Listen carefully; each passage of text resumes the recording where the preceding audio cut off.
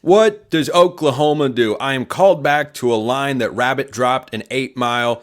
What am I gonna do? That's Jay Smith, Oklahoma Sooners fan, Locked On Sooners, in fact, joining me here on the show. So Oklahoma fans would like Jackson Arnold, I think, removed from the state of Oklahoma based on how they reacted to my segment the other day. They want no part of him as a quarterback. And look, I understand he hasn't played very well, Jay, but you and I were talking before we hopped on to record.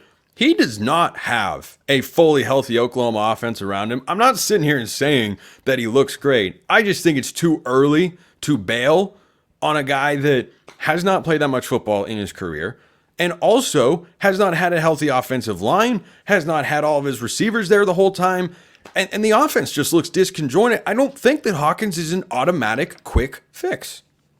No, and I agree with you there. I don't think he's an automatic quick fix, but I think the one thing you noticed the difference between what Michael Hawkins did and what Jackson Arnold did was Michael made decisions. Like he actually made a decision and did stuff. That was kind of the problem we saw with Jackson Arnold over the last 3 games. Now, this is the funny thing. For me, I'm trying to figure out what happened to the Jackson Arnold from Arkansas State and the one from Arizona. Granted, Arizona didn't work out the way he wanted, but Spencer, look at it this way. If Jalil Farouk doesn't fumble the ball and it gets returned for a touchdown, Oklahoma's about to go up 31-13 against Arizona. That game is done at that point. And so in that game, as it starts to just snowball and just fall apart for us, that's when you start to see the anxiety get them, right? And I totally get that part, right? One bad thing, multiple bad things happen. Sometimes a snowball effect and just ruins your mood, right? But for him, as the season has gone on, it just doesn't seem like he just wants to make a decision. Like the call, and Brent Venables talked about this in his press conference. The call is this, and he does the opposite. And it's like, well, why would you do the opposite? Like, why won't you make the decision of the wide open piece? That's kind of why I see it's time for Jackson Arnold to sit. If anything, let him try to figure out what's going on in his mind. It's thrown him away from the Arizona Jackson Arnold to the product we're getting today. But you're right.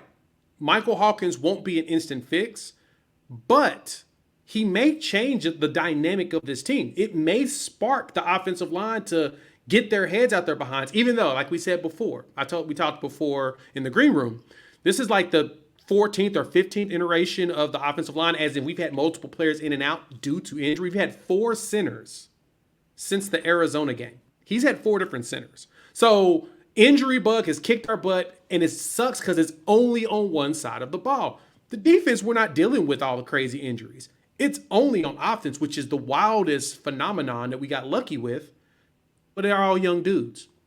So it makes sense. So for us, Hawkins is going to give us someone that's going to probably just make quicker decisions and go, and hopefully it leads to a better offensive product. Right, we'll see how he fares on the road at Jordan-Hare. And, normally I'd say that the Auburn fans would have their hair on fire, but I think they're a little discouraged down there in Tiger Country at the moment. So let's talk about this Auburn-Oklahoma game. It's the who's going to have a disastrous rest of the season game is kind of how it feels. Because if Oklahoma fans are right and I'm wrong and Jackson Arnold was the entire problem, then okay. But if Michael Hawkins is not a solution, then you have no answers at quarterback, and all you have is this good defense. And frankly, it's kind of similar to Auburn. I think Auburn has a pretty good defense. And Auburn is, wait for it, missing good play at the quarterback position. It's almost like that position matters a lot in this wonderful game of football. But Auburn loses, and they'll have lost 3 of their first 5 games at home to Arkansas, Oklahoma, and Cal. If Oklahoma loses this game, they'll have dropped 2 in a row, and you'll be looking at the quarterback situation, depending on how Hawkins plays, and maybe saying, okay, so there's just no answer here. Is the season done? Is it, September 28th, and we have no hope for our first year in the SEC? That's how I'm looking at this game. Is one fan base is, both feel like they're kind of hanging on by a thread for the 2024 season right now, and the loser of this game is just going to be completely deflated like a pop balloon. I totally agree with you there. But the difference, though, you see here with Auburn and Oklahoma is, hasn't Peyton Thorne played for like 9 years in college football? Like, kidding-wise. But no, he's literally had 3 years in Michigan State. He's been around for a while. He's been around for a while. So at some point, you've got to either, piss get out the pot, right? He should be way better than what he's playing as right now. This is not some. He has regressed every year since his 3,000-yard season at Michigan State. And to me, I mean, Hank Brown obviously doesn't look like that dude yet. But the big difference between us is that Oklahoma's still dealing with a true freshman and a true sophomore. We've got a 6-year player that's in the backgrounds, but the goal was to not play him. Like, I mean, he can't, Casey Thompson's coming off knee surgery from when he was at FAU. He's played like 9 years. You don't want to play him because you want the young talent to be able to lead this team, right? Jay, I got to be honest. I forgot Casey Thompson still played college football. That's exactly. That's amazing. That's amazing.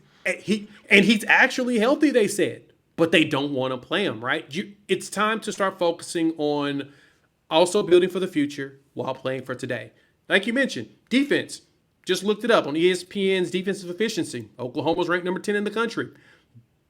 The advanced metrics are saying they're a top 25 defense in just about every advanced metric for the most part, right? And that's what we were expecting. This is what happens in a Brent Venables defense over 3 years. What sucks is the offense didn't produce with us. Now, granted, we did not expect to have our top 4 wide receivers all out of injury, with 3 of them most likely done for the season. One of them can possibly come back in about 2 weeks, actually. I think he's 2 or 3 weeks away. That's Jalil Farouk, who broke his foot. He was 6 to 8 weeks out. 6 weeks is Texas. 8 weeks is right after South Carolina. Oh, actually, 7 weeks is Texas, and then good luck against Texas, by the way. That might not be a fun day. We'll see. We'll see. You gotta remember, it's a rivalry game. When Texas was Texas was like depleted when they played against us, and we were like number 2 in the nation, we somehow lost. It's just one of those things. We hate each other. That's true. That's true. It happens. Did you watch what Texas did at the Big House in week 2? I watched it. Oh, I watched all of it. Then I saw what they did to USC, and which told me one thing: Michigan literally has one dimension, and it's all they can do is run. Correct. They are not the team that 32 passing yards to win a college football game. 32? Dude, I don't know. That's it. It's amazing. But this Michigan, Sharon Moore, shout out, Boomer Sooner.